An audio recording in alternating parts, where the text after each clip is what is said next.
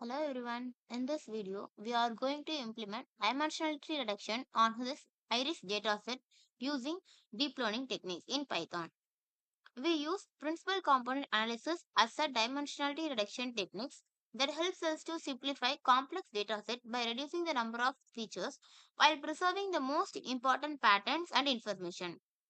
Here we will first understand how PCA works as a powerful statistical method and then explore how deep learning model can automatically learn efficient representation of data.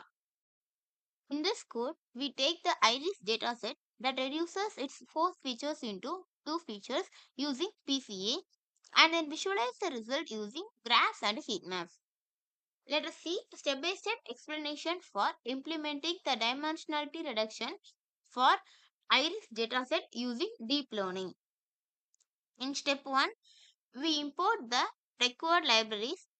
We import NumPy for numerical calculations, Pandas for handling data, Matplotlib for plotting graphs, Seaborn for heat maps, sklearn for PCA and pre-processing.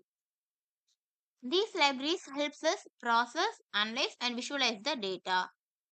In step 2, we load the iris dataset which contains 150 flower sample with the 4 features.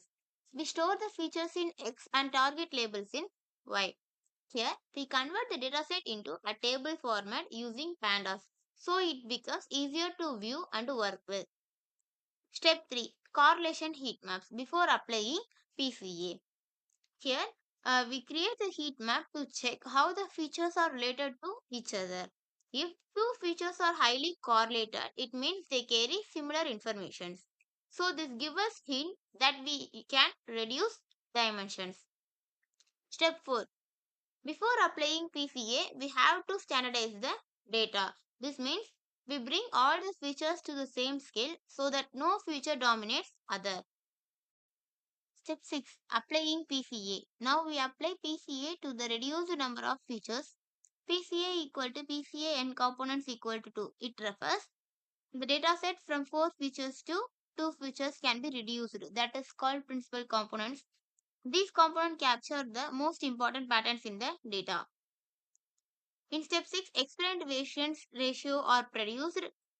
Um, we check the explained variance ratio to see how much information is preserved. Usually, the first component carries the most information. PCA component heat maps. Here, the heat maps shows that how much original feature contribute to the principal component. Higher value indicate the stronger influences.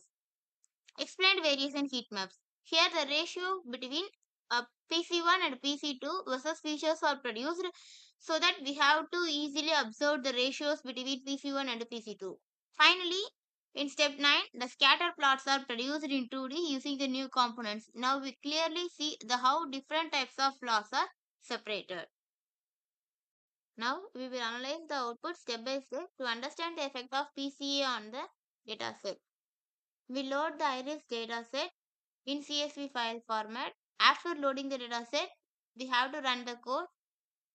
In step 1, there is no output is visible because the cell contains only required libraries. In step 2, the data sets are loaded. So we get the output as original shape, that is 150 flower samples and 4 features, and data is converted into a data format. Cell 3, the correlation heat maps before PCA is produced. Heat map shows relationship between features and heat map showing values from -1 to +1 and high value means strong correlations. In step 4, we have to standardize the data so there is no output, just data is scaled and that is required for PCA. In cell 5, after applying PCA, the reduced shape of the features are produced. That is, reduced shapes feature can be reduced from 4 features to 2 features. So we get output as 150, 2. Step 6, explained variation ratio. We get explained variation ratio as 0.72 approximately and 0.22 approximately. 0.72 is considered as PC1 and 0.22 is considered as PC2. So we get PC1 as keeps most information. In step 7, the PCA component heat maps is produced. Heat map shows feature contributions. Heat map with PC1, PC2 and features are shown. Higher value equal to more important features. In step 8, explained variation heat maps is produced, that is the ratio for PC1 and PC2 versus variances. Finally, the scatter plots are produced for the iris datasets. Blue color represent setosa, orange color represent vesicular, and green color represent virginica. Each cell output shows how PCA reduces the dataset step by step while preserving the important information and improving visualizations. Thank you for watching.